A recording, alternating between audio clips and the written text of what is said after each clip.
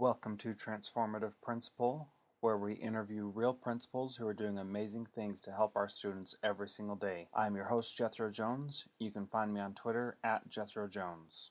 Transformative Principal, Episode 39, Jordan Collier, Part 2.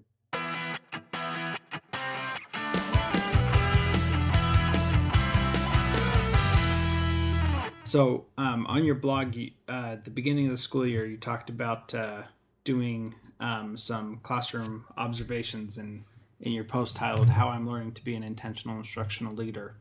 Talk to me about that plan and what you're doing to make that happen, and how it's going 2 weeks later now. Sure. Well, in the book Good to Great by Jim Collins, he talks about having a BHAG, a big, hairy, audacious goal. And so my BHAG for the year is observations, and lots of them, and never as a gotcha or anything like that for teachers, but just as a just a reminder, as a coaching opportunity, to be more involved in what's going on at school. And so the plan is to kind of get rid of formal observations and to stick with mini observations. It could be 10 to 15 minutes, just regular, pop in a classroom, kind of see what's going on, and then have a follow-up conversation with that teacher, sometime in the next couple of days. And then I'm also trying to include a set meeting time, with each teacher that I can dedicate that, at 9:30 every other Tuesday. Like, I want to sit down and just find out what's going on in your classroom. What students, are you concerned about? Do you have any questions or things that, I can help you with? Is there professional development I can help you find, or some training? And I just want to have conversations with teachers. And, I'm embarrassed to say that last year I didn't have those conversations. I was in classrooms a lot, but I didn't know what to do when I got in there. And so I just kind of was there. This year I'm trying to be more intentional about when I'm in there. I'm looking for ways to improve student engagement, to help teachers, and to just kind of have a better grasp of what goes on day in and day out at our school. And the follow-up to that was, you said, how's it going? Oh man, like, I finished my first full 2 weeks, of doing this. We have 31 teachers. And so we're looking at, that's 15, minimum of 15 mini observations each week, and a minimum of, or right around 15 30-minute meetings, each in a week. Mm-hmm. It's tough. It's very ambitious, I'll tell you that. But hey, I'm going after it. I think it's the right thing to do. It just prompts conversations. Just last week I learned about needs I didn't even know existed. Mm-hmm. And it's like I would have never known. And there's sometimes it's just very simple things. I was in a classroom, and I noticed there was the way that the teacher was using the projector, and there was like this really long lag, in between. And we figured out, well, he had a bad VGA splitter on his computer. And, and I was like, well, I can get you a splitter. And he's like, well, I've been using this for 3 years. I didn't even know it was a big deal. And it's like, well, I can fix that, and so we get that fixed. And now, he thinks it's the greatest thing, he's got going on now.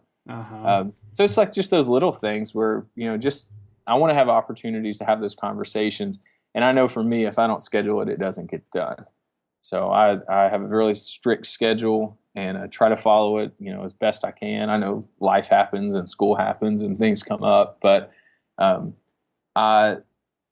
2 weeks, there was only one teacher I was unable to meet with, and that was just because he had a sick kid, mm-hmm. the day that we met, and then the next day just wasn't a good time. So I met with all of our teachers except one, and I can say I did not do that at all last year. Mm-hmm. Yeah, and right at the first 2 weeks of the school year, to get talking and observing every single teacher, that's pretty impressive for sure. I mean, that's amazing. We did something similar at my school where the vice principal and I did 3 teachers each day, so we got through everybody in a week. And now we're doing lesson plans where we're meeting with them and reviewing their lesson plans. And, the number one, as a new principal to the school, it's been awesome to see the great teachers that are already there, knowing that that's not something I need to worry about.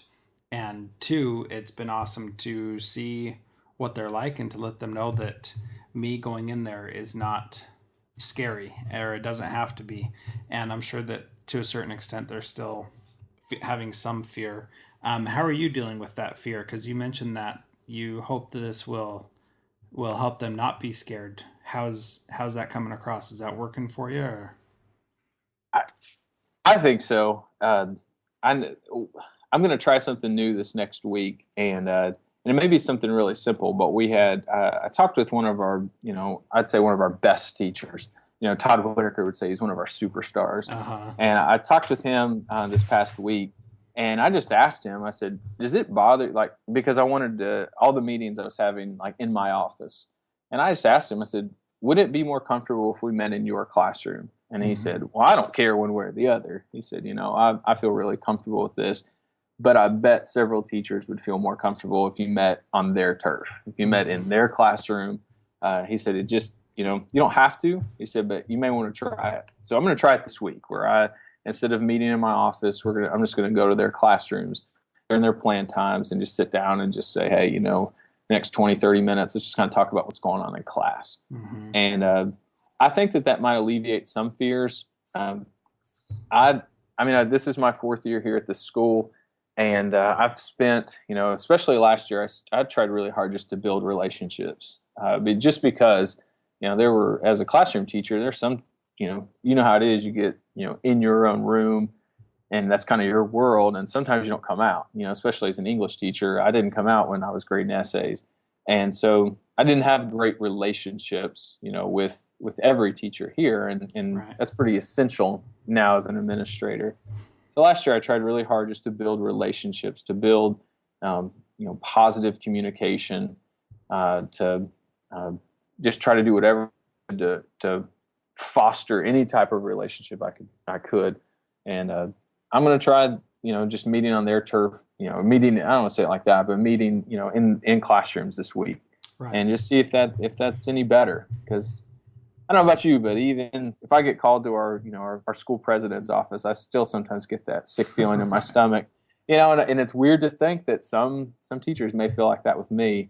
But I mean, I'm probably, I guarantee you I'm the most positive guy in this school, because that's my goal. And so if I'm not the most positive, then I'm not doing my job. Yeah, I totally agree with you there, and that's an important thing to be able to be aware of and recognize.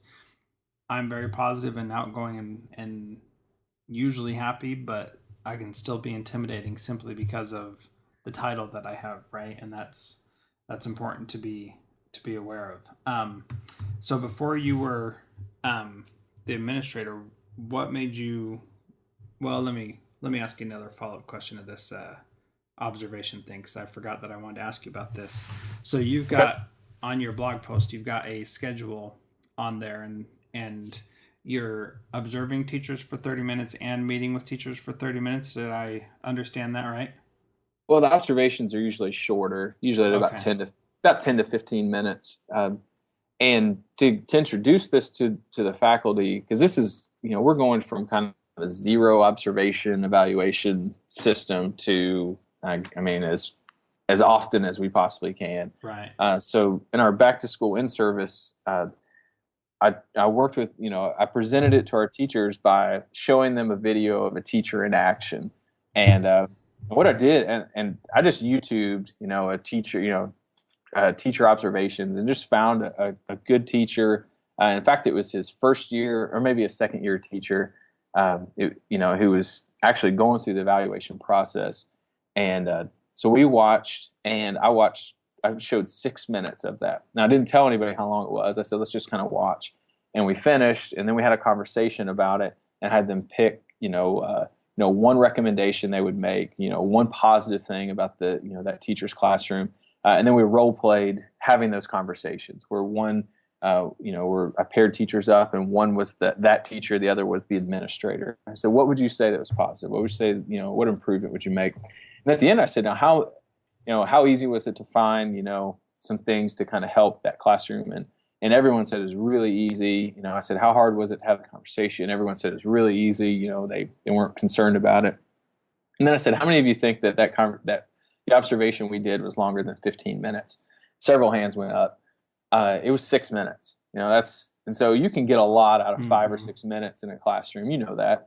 Uh, and so, you know, I just know I don't want the dog and pony show, you know, the formal observation. I want to see like the raw class in action, you know, when the Wi-Fi goes out, when the projector stop, you know, when you accidentally unplug the projector, and now you know that feeling. That's terrible. And you know, I love watching teachers like think on their feet like that. And even during an in-service, we had a teacher who showed how to use an app that he found over the summer, and he couldn't get it to work right, you know. And so we spent 5 or 6 minutes kind of doing that, and I just paused and said, like, this is the kind of stuff I want to see when I'm in your classroom. Like, I want to see every one of you like panicking because you're trying something new and you know it's not going to work. But I want us to all be okay with that. You know, I want us to take those risks. I want you to know, like, I'm not in there. I'm not going to evaluate like, oh, you know, you couldn't get that app to work. You know, like in fact, you know, I would love to see you not being able to get an app to work, because that means you're trying something. And I think I alleviated a lot of fears just by that. But you know, if I need to be in a classroom longer than, you know, 15 minutes, then sure, like, I'd be glad to do that. But typically I'm just in there 10 minutes, you know, and just go to the next one. Yeah. Okay. And so then you do meet with them for about 30 minutes though, right? That's right. Yeah. And those are scheduled. And so if that's and sometimes, you know, I kind of did this past week where I did an observation, and I went right when the bell rang after that class period, I went right back to that teacher and said, hey, I just want to, you know, that was awesome what you did. I want to just, and I just encouraged him about something. In fact, I took a little video of his class, and I said, here, watch this really fast. You know, I want you to see the participation you were getting from your students. And he watched. He's like, oh man, like, I didn't even realize it. And I said, you were asking questions and every hand was going up. And he's like, oh, I'm really going to watch for that this next class period. Well, how cool was that? You know, it was that was a 2-minute conversation that changed his whole, perspective for that next class, the things he was going to focus on. And he's looking for 100% participation in the next class. Like, those are the things I'm looking for. And, you know, and when his meeting time comes up, we may address that, or we may just talk about something else. But, you know, just because I have set meeting times doesn't mean I'm not going to try to jump in and offer some feedback right away. Okay. So, so on your blog, you have the schedule, and you're at work right now making your schedule for the week, right? So Sure. Talk to me about that process. Not everybody is good at making themselves a schedule for the week, myself being key among them, by the way. I just kind of go by the seat of my pants sometimes, and I know that's not as beneficial. So how do you determine what goes on your schedule, and how do you stay focused to keep to your schedule and not let the emergencies of being a school administrator get in your way? Well, keep in mind, I'm only like 2 weeks into this. No, I just have a simple, I made it on a Word document. I just made a calendar for my week. I divided it up into by class period, you know, and I budgeted in an hour before school and an hour after school. And so I have my set meeting times on Tuesdays and Thursdays, so they don't change. And then everything else on here is just kind of an open place for me to write a teacher's name and what time I'm going to go visit that class. And sometimes it's a bust. Like 2 times last Thursday, I had it scheduled to go in and visit a classroom, and I got there, they were taking a test. Well, I don't really want to observe kids take a test, so it's kind of like, I missed that one. But I know that I can schedule them in any other time. But what I do is I take our master schedule and I just go through, and I'm working on a 2-week plan. And so I just go through and I say, okay, like, I want to make sure I go visit this class, this teacher, third period. And so I just pick a day that I have an open spot and write it in there. And that's just where I'm going to be. And, I get accused a lot by our assistant principal and athletic director and our secretary that I'm never in my office. And that's like the greatest compliment. And Right. I said, if I'm ever in my office, you need to say, why are you in your office? You need to leave. Uh-huh. Um, and in fact, I don't even have a desk in my office. I got rid of my desk. I don't want a desk. Like, I don't want to be in here. I want Hmm. to, a lot of the things I do, I can go do in a classroom and just take my laptop and go sit in there, do an observation, or just kind of go camp out in the library and do some work and just be around kids. So I try not to be in the office a lot. But I just schedule a teacher, what time I plan on going in there. And then I try to pick a teacher whose classroom is kind of right next, on that same hallway maybe, or, pretty close to there. Uh, what's really neat though is because I was doing a lot of observations last year, going into classrooms now, it's not an issue. Like teachers expect it, students expect it. I've had students ask me, like, one student last week just said, are you just following me all day? Because four of his classes in a row I was in. Uh-huh. And I said, yes, I'm following you today. And so I hope that you're doing your best work. And he said, yes, sir, I am. Uh, but I just, I try to get in, I lost a train of thought there, but I just try to get in as many classrooms as I can. Um, and I try to make it where I'm not running all over the school. And, I know what I was going to say. The cool thing is that teachers are now. I have 2 or 3 teachers who email me or send me a quick text and say, "Hey, come to my class 6th period today." And I have a couple science teachers who, like, they know if they're doing a cool experiment in the lab, they have to text me, so I can come down there, especially if Mm. fire is involved or if eating is involved. Uh, Right. so like, and I love that. Like, I love that I'm starting to get invited into a lot of classrooms. And that's really encouraging to me that it's just, that teachers, not all, but some teachers want me in their classroom because they want to show and say, hey, here's what we're doing. Hmm.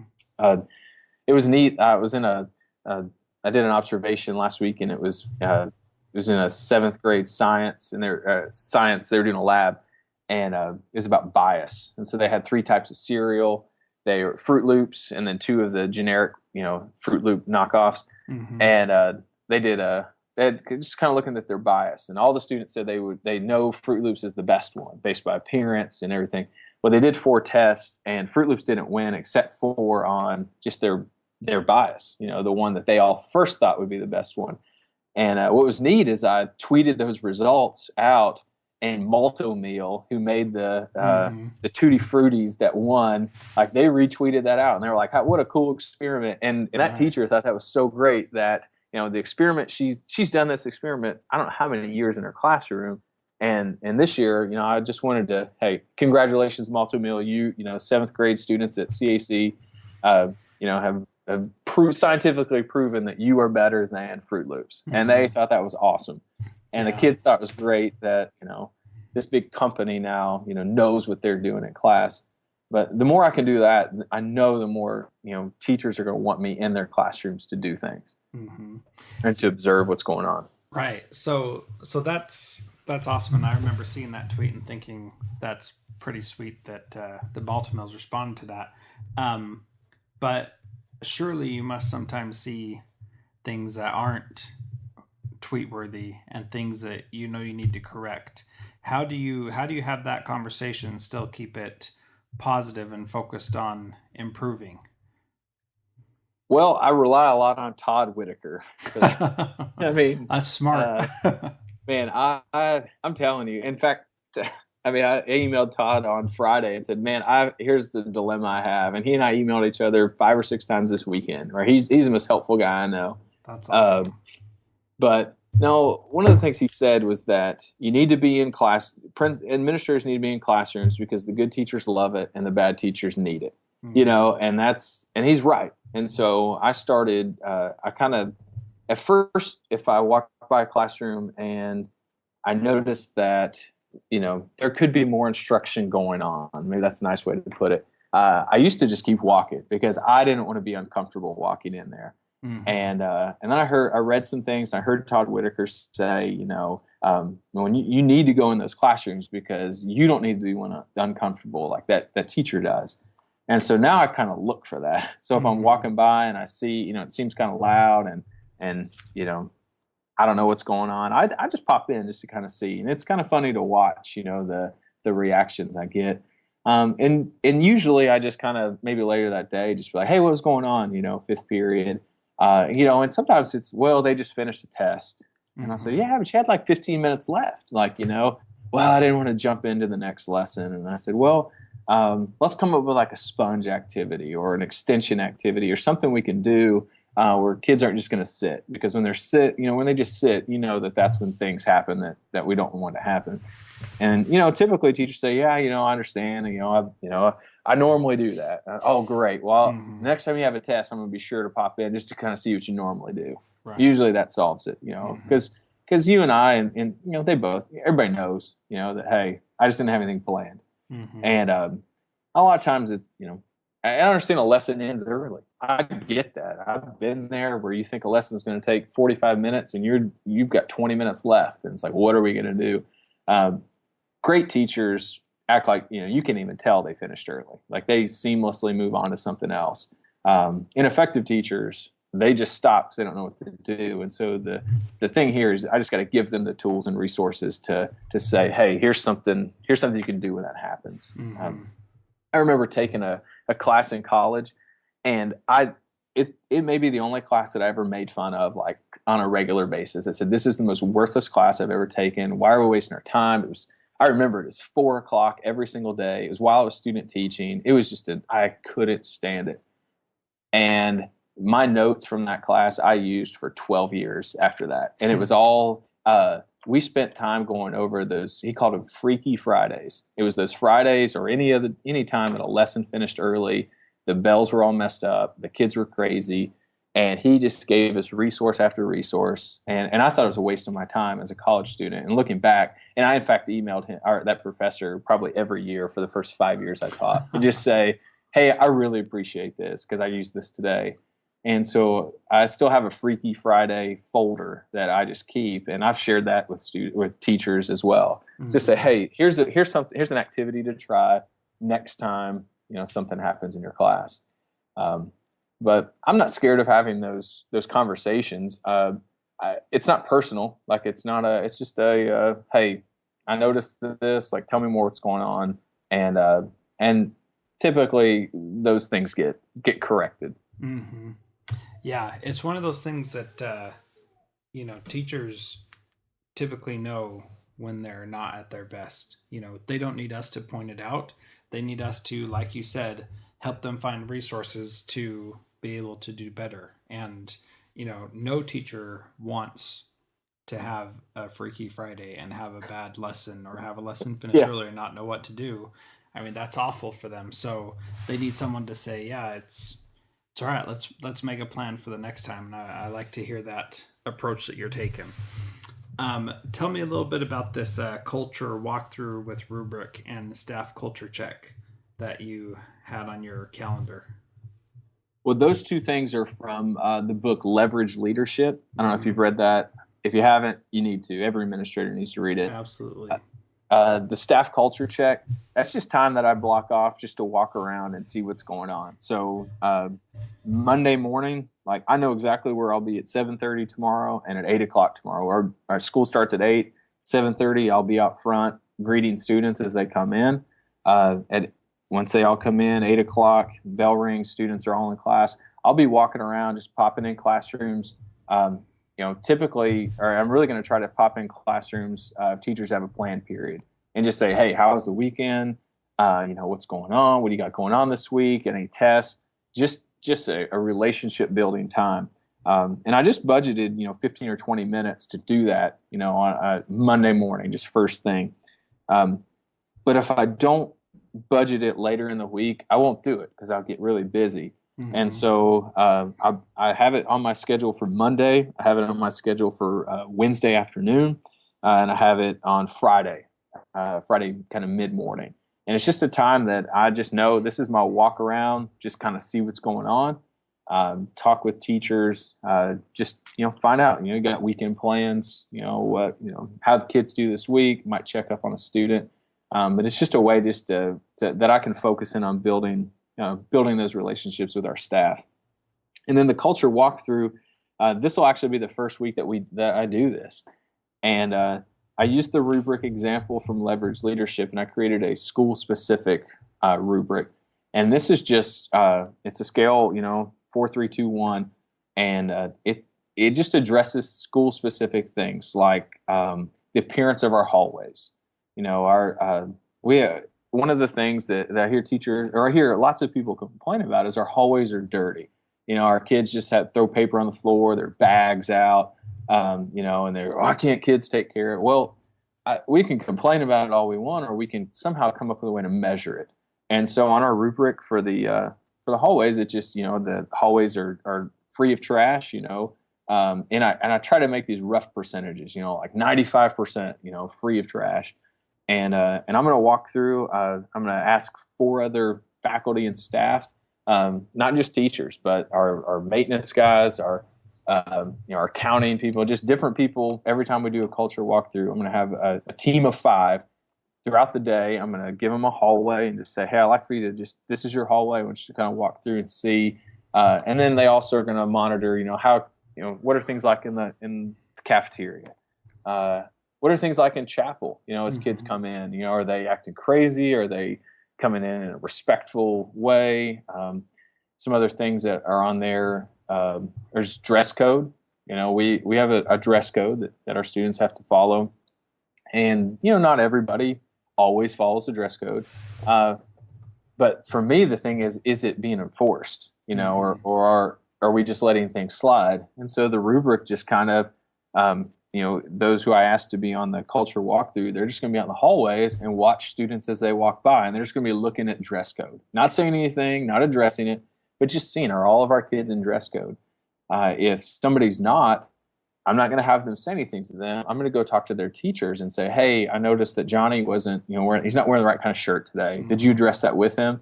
And if that teacher says no, then I'll say, well, did you not notice? No, I didn't notice. Well, will you notice that? And I'll go to the second period teacher and say the same thing. Hey, Johnny was out of dress code. Did you address that? I'm hoping that, at some point a teacher says, yeah, I talked to him about it. He knows, and like, great. Like, and part of the rubric says, dress code violations have been acknowledged and discussed with the student. And that's really what we're looking for, is that there's this, that we're consistent. I'm not big on just complaining and listening. I don't like hearing people say, well, he's never in dress code. Or I had a D-Hall slip turn in last year that said, so-and-so is chewing gum, chews gum every day. This is the 5th time this week, and I'm tired of it. Well, our handbook says you chew gum, you should get D-Hall the first time. So this teacher's telling me that for 5 times, he's noticed it, but didn't say anything the first 4, and now he's upset. Well, right. We want to be more consistent in how we handle things. And again, above all, just in a positive way, like not in a negative, condescending way, just hey, we can all do better at this. And I want a way to measure that. So we'll do a walkthrough on Wednesday, and on Friday when we do our, I send out a Friday email to our faculty, just kind of everything that happened positive throughout the week. Shout outs to certain people for special things they do. I'm going to, for the first time, be able to talk about that culture walkthrough and say, hey, we did our first walkthrough. One of the big complaints is the students leaving their backpacks in the bathroom. I know it sounds like such a little thing, but when you have 30 backpacks that are just sitting in the restrooms, that bothers some people because they're violating the rules. Well, okay, let's measure that and let's come up with a solution on how we can fix that. Yeah. And it's those little things, but I'm telling you, it's those little things that kill culture. And it's also the little things that really build culture. And that's one thing I'm all about, is building this positive culture where everyone wants to come to school every single day, and we all want to bring our A game every day. Yeah, that's awesome. Jordan, there's so much more that I want to ask you, but I know that it's getting late there in Arkansas, so I want to respect your time. You've been very generous so far. Perhaps we'll need to get together and maybe talk about Evernote, which I cannot wrap my head around. And dude, it's the greatest thing ever, man. It's the greatest thing ever. Read my blog if you want to learn about it. Okay. I'll definitely learn something from you about that. But my last question that I ask everybody is, what's one thing that someone can do starting today to be a transformative principal like you? Well, I don't know if I'm a transformative principal, but I'll tell you, be positive. Just be positive. I I heard it on the what's it, the Connect Ed podcast. I don't know if you listen to that, Mm-hmm. but one of the guests said to be obnoxiously positive about your school, and I have been accused of that, of just being, you're just always positive. Well, hey, if that's the worst thing you can come up with to say to me, like, I'll take it. Yeah. But if you want to be an effective leader, it's got to start there. I mean, just bottom line, and then after that, who knows? I don't know. Right. I'm working on that part right now. That's good too, man. So, how can people connect with you and learn more from you? You can find me on Twitter at J Collier AR. You can find my blog, jcollierblog.com. You can email me. You know, get on that Jordan at jcollierblog.com. I'm pretty accessible. You can get our school's brand new awesome website, cacmustangs.org. And you could find me somewhere on there, under the staff, faculty, or something. But I'm pretty. I'm pretty accessible. I mean, if you're on social media, you're accessible. That's right. Hey, I appreciate you taking the time to chat with me tonight, and I know you're going to help a lot of people become better. Do you mind sharing your culture walkthrough with others? No, not at all. You want me to just email that to you? And thank you so much for your time tonight. You're awesome. Yeah, thanks, Jethro. Hey, love the podcast. Keep up the great work.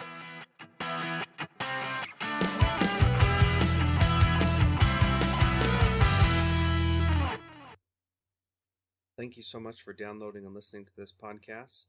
Please subscribe in iTunes or Stitcher, and please feel free to give us a rating on Stitcher Radio or on iTunes so that we can help spread the word about how much we're learning in this podcast. Thank you so much for listening. You can find me on Twitter at Jethro Jones.